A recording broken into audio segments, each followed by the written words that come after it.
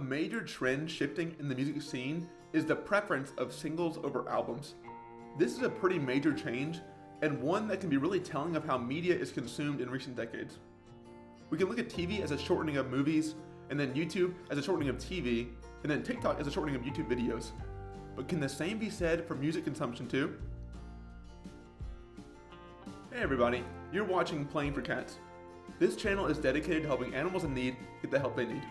If you love charitable causes, hit the like and subscribe button. Then check out some links to my channel to directly donate to these causes. Morgan Wallen is doing something pretty unprecedented. He's got another massive album, One Thing at a Time, coming out on the 3rd of March with 36 songs. Keep in mind his last album, Dangerous, had like 33 songs on it. That's pretty insane. For that album, he released singles, just like artists of every genre have been doing for decades. But for this new record, he's putting out 3 songs at a time. This is a pretty strange thing to do considering how successful singles have been in the past. Singles are most often the most radio-friendly, casual listens. They get the most plays. Usually an artist's biggest songs are going to be the singles from their biggest albums. Also, singles target a pretty unique demographic of listeners, younger people. When young people don't have the attention span to listen to an entire album or the money to buy an entire album, they go for the most popular songs first. Besides, these are going to be the party songs anyway, so why change the formula? As I said earlier, it's no secret that media consumption has been getting shorter and shorter as technology progresses. Of course, this is pretty ironic considering how technological developments have allowed us to store insane amounts of data compared to the past. But looking at popular trends, people love short, easy to consume content.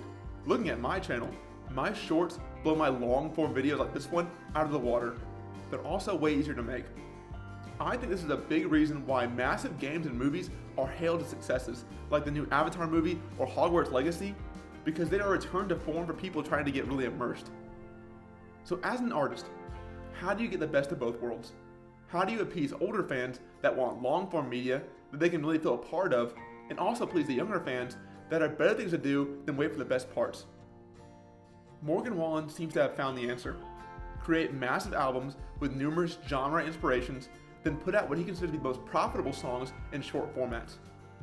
Not only has the rule of 3 been a trope in human media since the beginning of recorded history, but it continues to be the most desirable way to do anything. Not only has the rule of 3 been a trope in human media since the beginning of recorded history, but it continues to be the most desirable way to do anything. 3 songs can give you 3 totally unique experiences and stories without overwhelming people that crave faster gratification. Historically, singles were just a product of the way that music was distributed.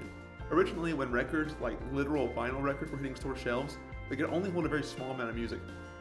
In this instance, small vinyls that had singles on them had 2 sides. The A side had the important song meant for radio. They weren't going to split the song in half, of course, and they weren't going to waste the other side, so that became the B side. Bands like the Beatles and artists like Elton John felt they could release double singles, so 2 A sides. This trend continued into the cassette era and then the CD era. Now in the modern era, artists are still releasing singles that have more than 1 song on them. The first instance that I can remember this happening is with John Mayer's The Search for Everything album, where he released songs in waves. These waves didn't connect with his target audiences as well as his albums did. Mayer's fans at this stage in his career are pretty obsessive.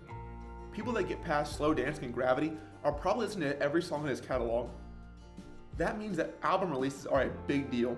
The failure of these waves probably stemmed from the notion that releasing too much content at one time before the big day might spoil the effect of binging. And a pretty common occurrence is like a movie trailer revealing all of the best moment before the film drops.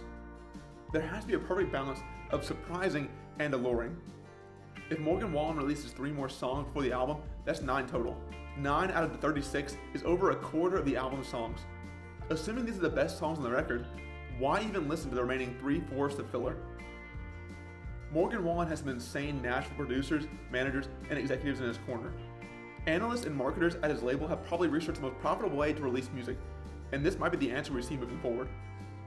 As we know in pop culture, all it takes is one major success of an innovation for it to become the norm.